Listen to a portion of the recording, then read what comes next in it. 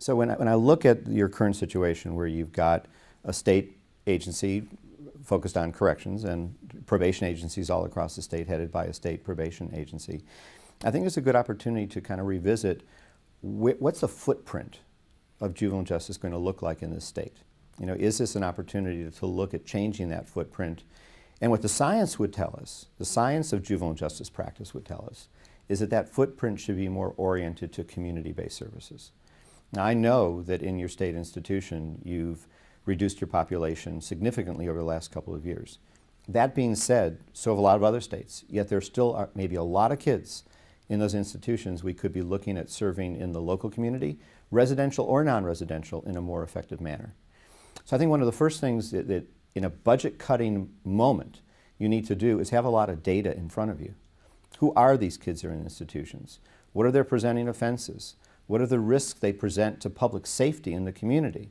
Public safety defined as violent offenders, public safety defined as property offenders. My guess is you probably have a lot of drug offenders still in your facilities. Then what could be done to better serve those kids in the community? So this is the reorientation going on nationally that I think Texas can learn from.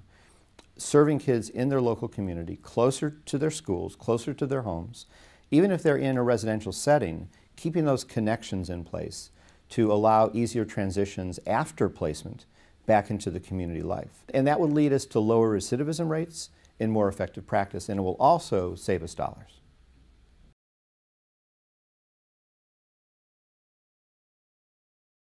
Kids become delinquent because of a variety of factors going on in their lives.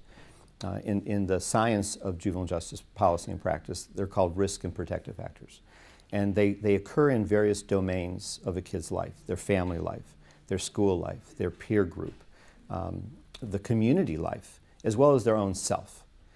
So when we think about cuts to education, cuts to mental health, cuts to substance abuse, cuts to job training, cuts to youth development programs and opportunities, all of those cuts potentially have an impact on later delinquency for our young people.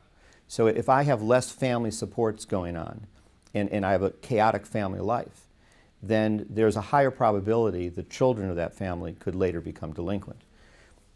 So if part of these cuts impact our ability to prevent child abuse and neglect, then, and we know child abuse and neglect is absolutely a precursor for many kids to later delinquency, we almost are predicting that these cuts will lead to later delinquency. If I diminish pro-social opportunities for kids by eliminating after-school programs, positive youth development programs, create too crowded classrooms, places that could be protective factors now become risk factors.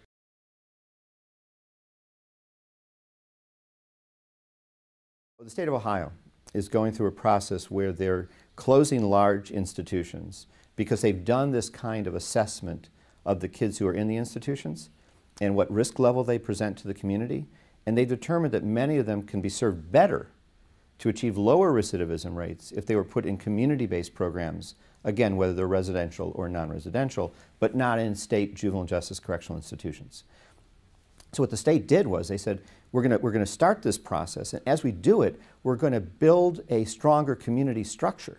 So more community treatment programs, more after-school programs. So they worked with the local courts, local probation, law enforcement, to really figure out what was needed to better serve kids closer to their home communities. So they've dramatically reduced their institutional population over the last couple of years, hand in hand with building the capacity locally. They've got a targeted program that helps to implement evidence-based treatment programs around mental health and substance abuse at the local level, as well as building broader youth development opportunities for kids who would be served closer to home.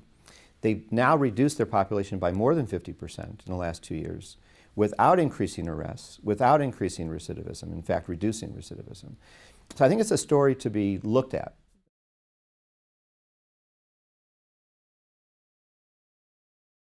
What you need to be careful about is somehow simply restructuring being the solution, as opposed to really understanding what this new footprint for juvenile justice needs to look like and the supports that are needed to really get better outcomes for kids. So I've seen states that have restructured but haven't really infused any resources or changes in practice while they've restructured. That doesn't get you any better outcomes. So I think that the real starting point is, how are you going to better serve the kids in the state of Texas? and then what structure might better fit how you want to serve them, as opposed to starting with, we're going to restructure, now how will that restructuring look to better serve kids? So people say to me, what's a better structure to have, for juvenile justice in my state? And my answer is, there's no magical structure. It's always about the heart of what you do every day in preventing delinquency, and if it occurs, intervening more effectively.